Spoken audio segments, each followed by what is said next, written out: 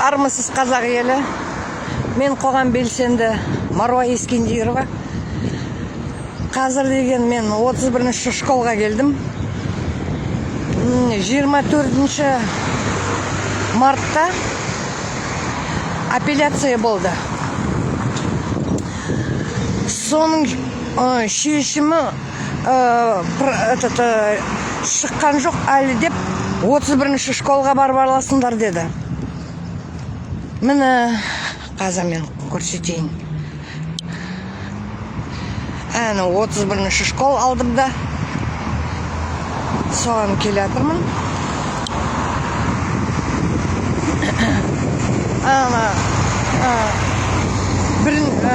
Мені 5 күнге соттаған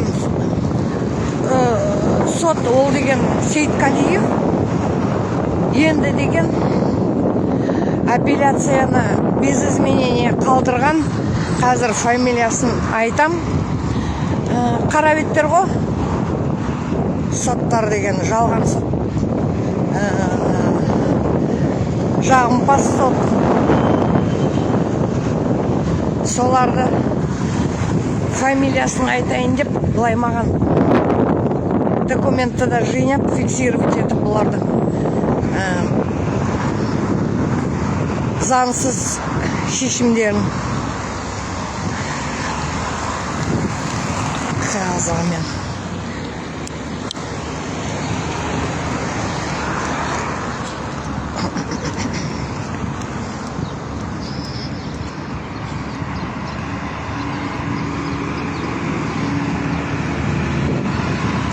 Қалалық полиция басқармасы.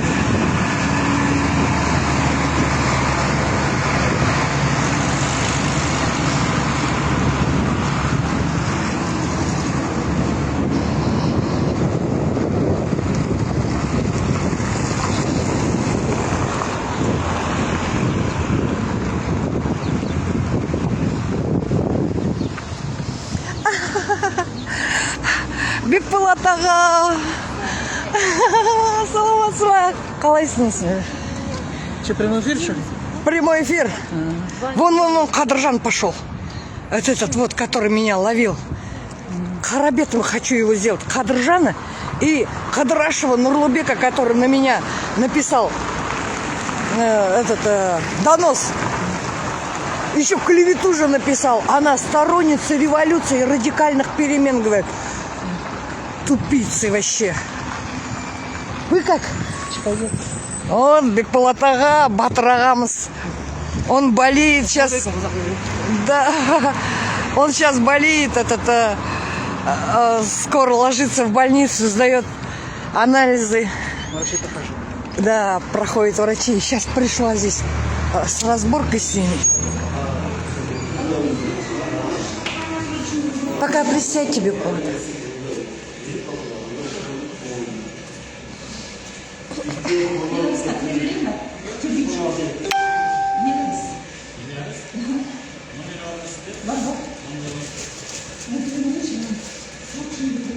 Вот қазақ елі. Барлық заңсыздықтар осы полицияның ішінде болады. Мынау сосын деген Абайский отдел, ДВД-ларда жағымпаздар отырған, қорқақтар отырған, еліміз, жерімізді қашып кетті. Прямой эфирдан әйтеуір қорқады.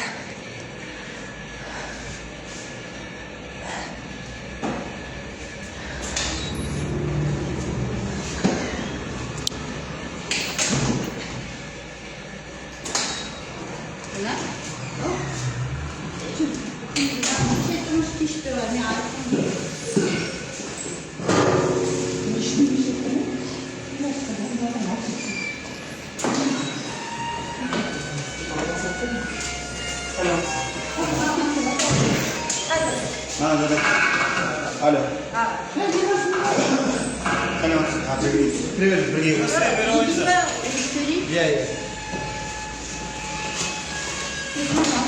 Кісілер толып тұр әйтеуір.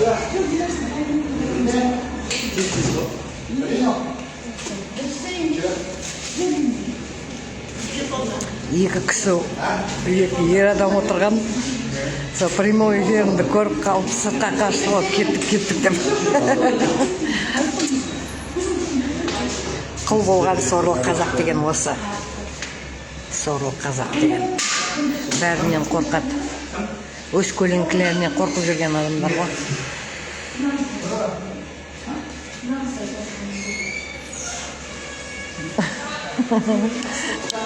Бекболат ағамыз ғой. Мен деген жалғыз қалдырмайын деп, мыналар тағы да ұрлап алып кетеді деп, бір заңсыздық шығарады деп, мені күтіп алады. Кеше Роза апа қасында жүрді, бүгін деген Бекболат аға қасында. Бұлардан бәрін күтуге болады ғой. Телефонды қол. Саламатсыз ба? Саламатсыз, айта беріңіз. 24 мартта мына мен деген соттады, жалған сот болып. 5 күнге жапты, сонда апелляция болды. Апелляцияның шешімі осыны 31-ші қолдан алады деді. Маған деген бастықты шақырыңыз, маған деген апелляцияны алып келсіңіз. Ескендерова Маруа. Сіз мұнда олыңыз ба? Мұнда отырған жоқпын, ана біреу вытрезвительға апарып ана қасында ИВС құрған ғой, вот сонда отырғызды. Айтиевадағы ма? Иә. Сот шешімі 24-нде апелляция болды, соң мына 31-ші қолдан аласыңдар деді. Әлі үкімі шыққан жоқ деп. Соны деген маған алып келсін кім? Мен ішке көтерілмеймін. Участковойыңыз кім? Кім істеп жапты? Қыдырашев Нұрлыбек деген Қарабет. Қыдырашев Нұрлыбек? Иә. Сол бірінші сот мені соттаған Сейталиев, енді деген екінші соттың фамилиясын білмей тұрмын. Қыдырашев аты кім дейсіз? Қыдырашев Нұрлыбек. Қыдырашев Нұрлыбек дейсіз, участковой қаяты. Қазір шығады ана Қыдырашев Нұрлыбек.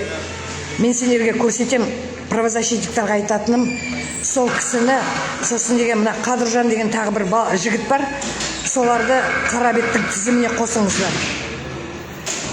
Олардың миына іштеме қонбайтын, олар деген осы биліктің преданный құлдары ғой.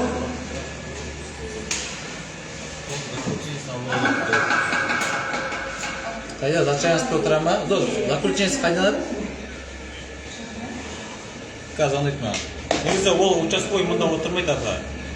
Маған без разницы қайда отырады. Мен де айттым, маған звондайды, заключение кетіп тұрған жоқсыз. Мен Айтиевада отырғанда маған айтты, 31-ші школдан аласыңдар деді. Еще 2 рет айттым, сұрадым. 31-ші школда деді. Мен Зачаганск, анда-мында бармаймын, мында алып келсің қолыма. Сендердің артыңыздан жүгіретін жайым жоқ.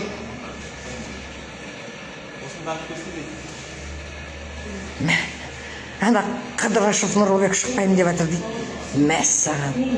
Вот Қарабеттер.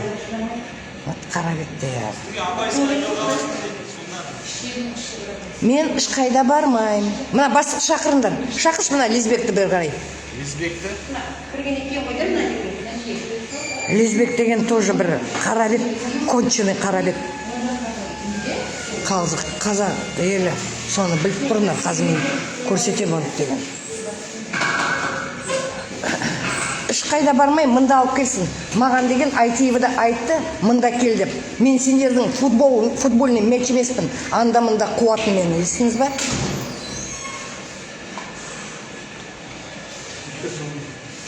Қараш өздерін.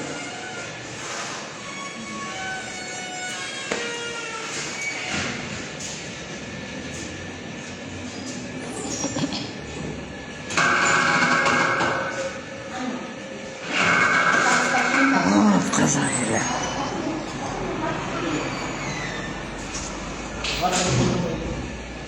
Бәрі індеріне тығып қалды.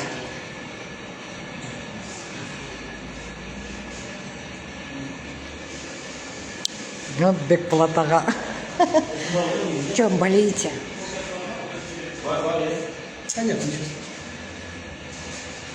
Хотят отфутболить меня в Абайский отдел, представляете? А в Айтиево я еще несколько раз просила, куда мне пойти за решением. Сюда деген. Теперь отсюда опять выпинывают. Саламатсыз ба? Ничего, нормально. Өзіңіз қалайсыз? Нормально. Вчера приходили же. Вчера приходила. Да. Что случилось? Войти сидела, когда мне сказали сюда прийти, в 31-ю школу, чтобы взять апелляцию, которая прошла 24 марта. Теперь отсюда меня опять пинают в Абайский отдел. Я что, туда-сюда должна бегать, что ли? Пускай вот сюда мне в руки дадут мою апелляцию. Я вообще... Да, он позвонил, не знаю, что там говорят. Вообще, по идее, они должны были, когда я там сидела, уже выдать. Решение не вышло, судья, видите ли, они меня осудили и сидели там на праздниках, видите ли, на выходных. А я должна ходить по всем этим организациям, что ли? Пускай сюда принесут.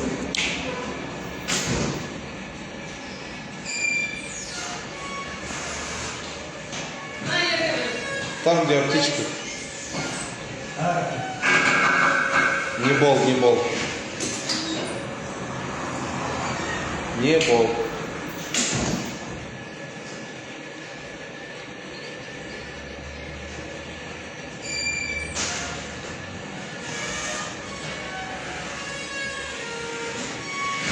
Сейчас я тебе в WhatsApp напишу. Да. Не бол, да, большой буквой.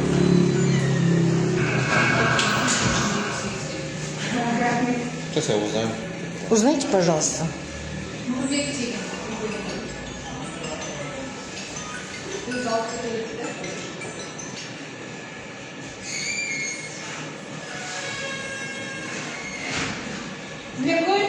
Men қаладан басқарамын, қалаға қалым сұрайсың ба? Ағаңа звондасайшы, ағаң бара жақта. Ау? Үйге тұрмыз? Иә.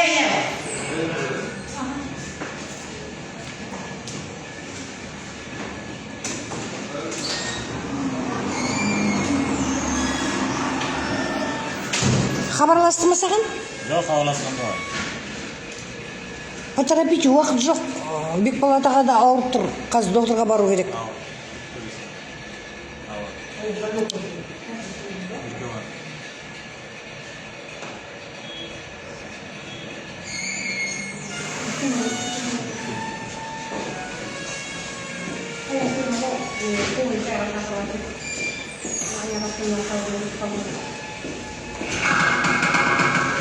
Я вам покажу. Вот смотрите, как они здесь заблокировались-то. Смотрите. Видите? Не въехали. Сотқа заявление жаздыңыз ба, апелляция? А? Сотқа жаздыңыз ба? Неге мен сотқа жазам? Апелляция өтті ғой. Апелляция өтті. Иә. 24 марта. Сотрудник МПС выйдет к вам, разъяснение даст хорошо по этому поводу? Разъяснение, иә шықсын, разъяснение берсін, бірақ маған деген ол разъяснение не нужно. Маған деген сот шешімін маған қолына берсін. Мен деген анда-мында жүгіргім келмейді. Уақытым да жоқ. Сейчас выясним. Анда удостоверение беру. Все хорошо. Удалила я, написала, что он не агент КНБ.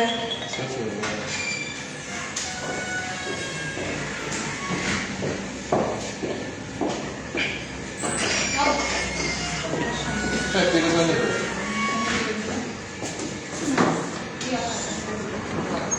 Вообще на меня донос написал Кадрашев Нурлыбек, участковый. Ну, где вы живете, да? Да. Сейчас сотрудник МПС выйдет, разъяснение даст хорошо. Все хорошо. По другой линии работаем из-за этого. Все хорошо. У меня один вопрос. Почему так к народу так плохо относится? Они же действительно хотят, чтобы в Казахстане было хорошо, чисто, без коррупции, без ничего было, без преступлений. Ну почему так относятся к народу? Берите, арестовывайте. Вот человек вышел на прогулку, взяли, на 5 суток посадили. На каком основании? На праздник не допустили. Да, на праздник. 4 сутки. Каждый гражданин Казахстана имеет право сходить погулять, сходить на праздник. На митинг не призывал, плакатов не было. Назарбаев ничего не сделал для народа. Он воровал и загнал в институт в Казахстан, да? И его никто не преследует. Почему не возбуждайте уголовное дело против него? Объясните, а? Почему такое происходит? Беспредел.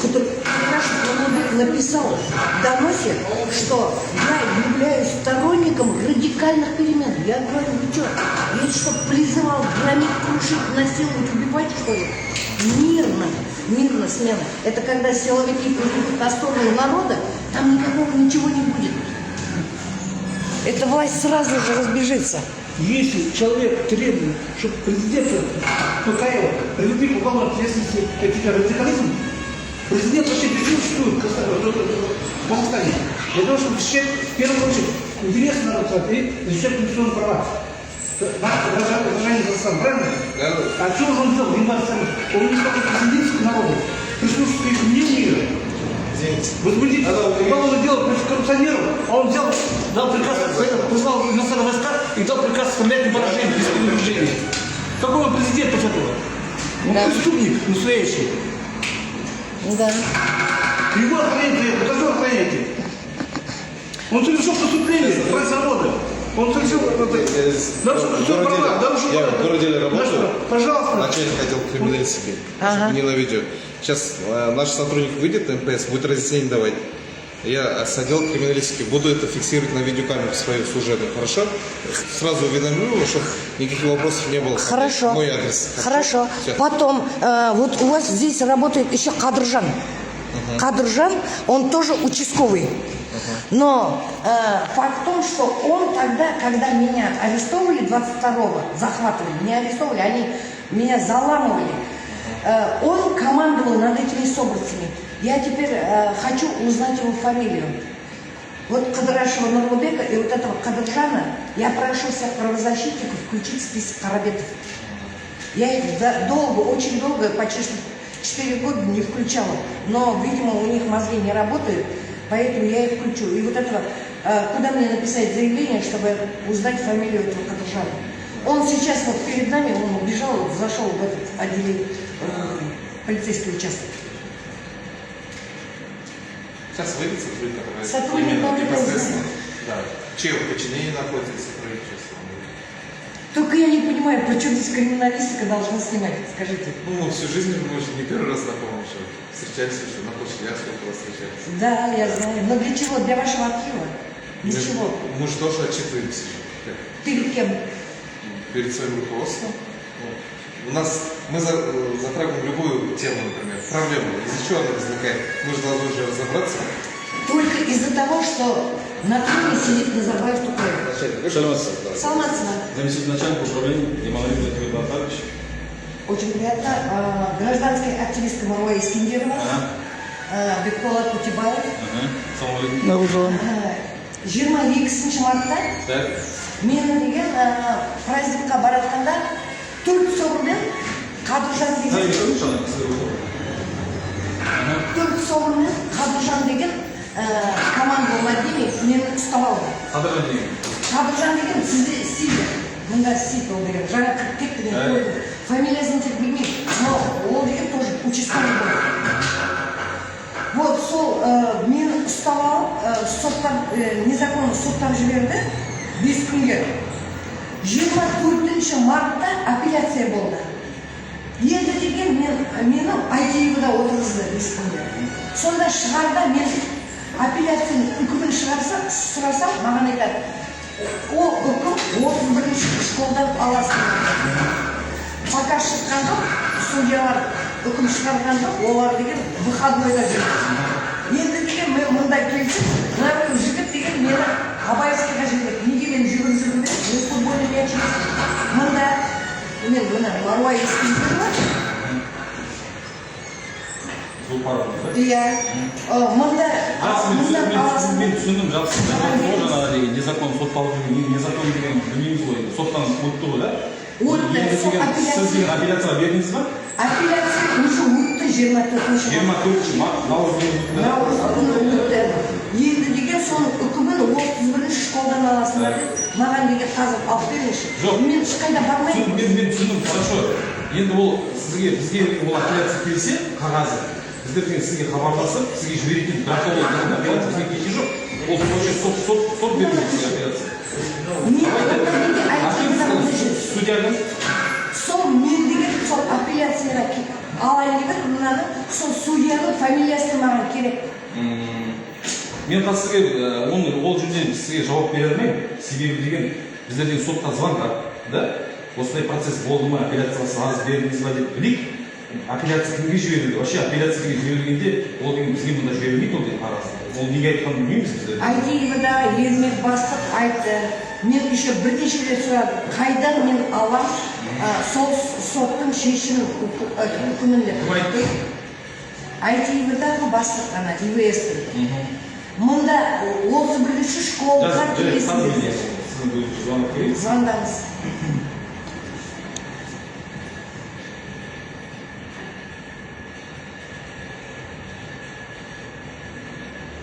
Вообще олар деген мен қолма-қол шығарда беру керек. Шықпағасын 31-ші школдан аласыңдар.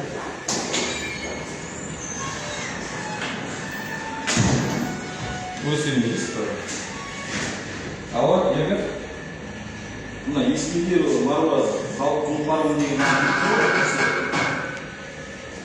сол кісі деген административный сізде отырды ма?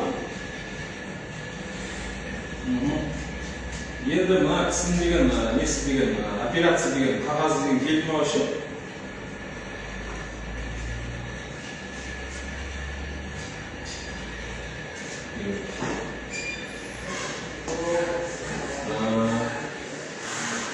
Все хорошо, түсіндім. Ол и так айтты, оларға келмейді деп, мына 31-ші школдан алды. Сіз былай істейікші, лучше деген, сіз анда қойып лучше ұялы телефон бізге қалып кетіңізші. Бізде сөйлем уточнить, еще сізге звондап, өзіңіз алып кетесіз. Либо жаңа участковыйлар бөліп жүрген. Жақсы ма? Солай істесек? Мен қазір сізге мындай оны келмеген деп тұрмай тұрмын. Бізге келмейді. Ол бізге келсе біздер ол сұрай алмаймыз. Біздер деген сразу сізге жолдаймыз. Түсіндірсіз ба? Мен неге маған айттым мұнда келсін деп. Кім айтты оны? Сол ермек айтты, Айтиевада отырған. Мен айттым, қайдан мен алам? Сотқа барам ба, Абайскийға барам ба, қайтып сізге келем ба, куда поступить деген. Лучше давайте, мен сізге тағы айтайын, мен сізге жаңа деген, сізді өтірікші болмайын да, конкретно сізге айтайын. Сіз ұялы телефонды қаз сотрудник жазып алып, қалдырып кетіңіз, или арыз жазып бізге қалдырып кетесіз ба. Содан кейін біздер қазір кейін обид болады, ешкім жоқ болады. Сіз сотқа звондап, білеміз, жіберді ма, может, мүмкін жібермеген болады. Потом жіберсе ол сразу незаметно ол сізге келеді ол деген. Дұрыс ба? Содан кейін сізге хабарласамыз, жауабын бересіз. Сіздің атың кім болады? Атың кім болады? Жантемир. Жантемир. Да. Мен неше рет мұнда отырдым да. Иә. Мына шеше маған қолға берді.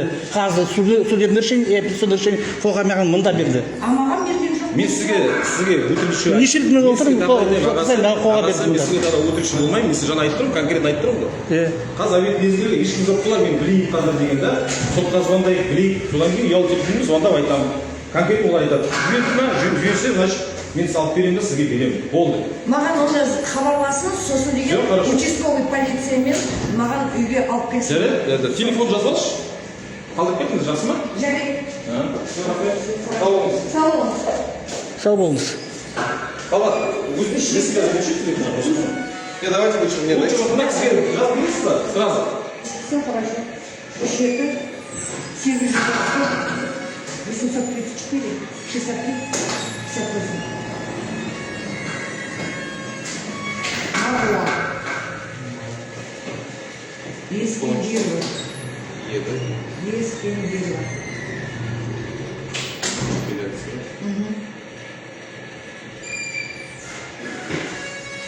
Все тогда. Жаңа бірінші орынбасар болды ғой радиода. Все, саған беріп сам Все хорошо.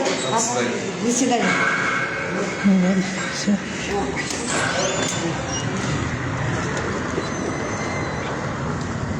Вот қазақ елі соттайды, еще сол деген сот шешімін біз деген әрбір жерден жүріп, іздеп жүруіміз керек. Мне важно вот этот вот зафиксировать фамилию этого судьи, которая оставила решение первого судьи Сейталиева без изменения, признав меня виновным, что пост, который я написала 30 января, Казахстан является уникальной страной. Нигде в мире такого нет, где правительство и парламент объединились против своего народа. За этот пост меня посадили на 5 суток, чтобы на все время, пока не закончатся праздники. И мне еще с улыбкой говорят, это для того, чтобы вы не были рядом со своим народом. Вот как, вообще беспредел. Теперь буду ждать. Сказали, что позвонят, сегодня узнают, где мое это апелляционное решение. Потом позвонят ко мне и участковый привезет. Я надеюсь, что привезет Кадрашев Нурлубек. Я его хочу зафиксировать, сфоткать и признать его харабетом. Хватит. Это официально харабет в списке он должен быть. Потому что он клевещет на активистов, пишет доносы. Уже невозможно молчать. Уже сколько времени давали ему время подумать, поразмыслить, что он делает противозаконные действия, но он никак, он приверженец Назарбаева Токаева. Вот как это сказать. Ну ладно, давайте. Да. Удачи. Всем спасибо. Без біргеміз, жеңіске бірге жетеміз. На сам поезжай, да? Да?